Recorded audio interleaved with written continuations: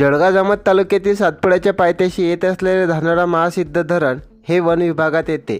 या धरणाच्या चॅनल गेटची अत्यंत वाईट दुरवस्था झालेली दिसत आहे। चॅनल गेट किती खराब झाले हे आपण ग्राफिकच्या माध्यमातून पाहू शकतो।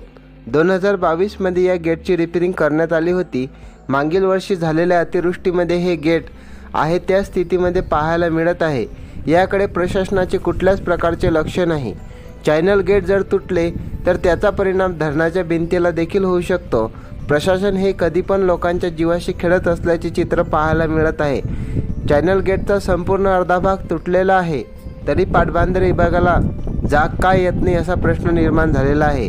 पाटबंधारे विभागाने चॅनल गेटची लवकरात लवकर दुरुस्ती करून लोकांच्या जीवाला निर्माण होणाऱ्या धोक्याला आळा घालणे आवश्यक आहे। जळगाव उन्नतीकरता शमीम बाप्पू देशमुख, जळगाव जामोद।